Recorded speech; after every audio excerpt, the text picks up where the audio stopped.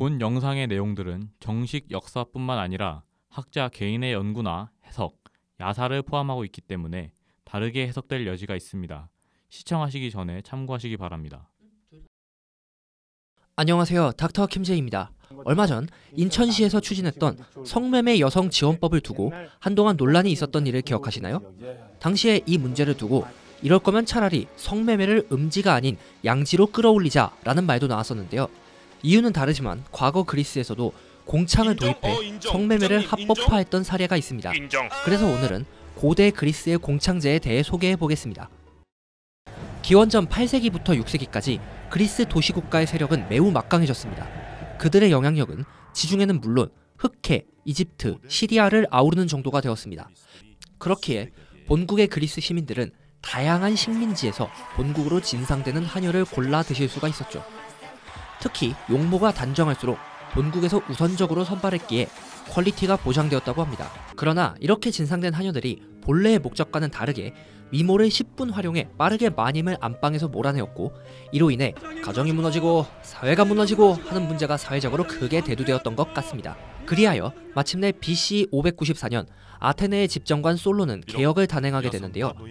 중학생 여러분들의 교과서에서는 나올 수 없는 그의 개혁 중의 핵심 내용 중 하나가 기존의 한여를 없애고 공창을 만든 일입니다.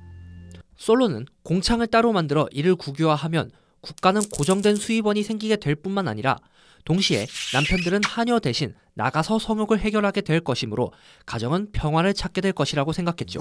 이런 연유로 아테네는 공창을 신전 안에 세우게 됩니다. 공창의 이름은 딕트리온이었고 이용 비용과 납부할 소득세가 법률로 정해져 있었습니다.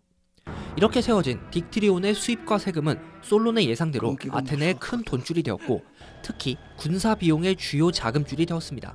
아테네를 시작으로 해서 그리스에 만들어진 많은 공창들은 나라를 지켜내기도 했는데요. 페르시아와의 전쟁에서 페르시아군이 그리스의 코린트란 도시를 점령했을 때 공창의 여자들은 최선을 다해 페르시아 병사들을 대접하게 됩니다. 병사들은 여자들에게 푹 빠져 본국으로 돌아가기 싫어할 정도로 그들을 좋아하게 되죠.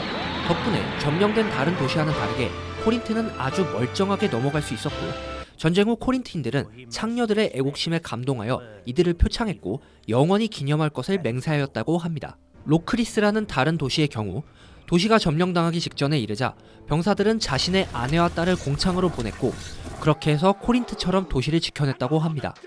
이렇게 공창에 갈 경우 적들에게 모욕당하지 않았을 뿐만 아니라 적의 노예로 끌려가지 않을 수 있었기 때문에 여자들 역시 자발적으로 갔다고 합니다. 자, 여기까지가 오늘 준비한 내용인데요. 어떻게 잘 보셨나요? 다음 시간에도 새롭고 알차고 그리고 더 섹시해진 강의로 여러분을 찾아가겠습니다. 구독과 추천 부탁드리고요. 그럼 안녕.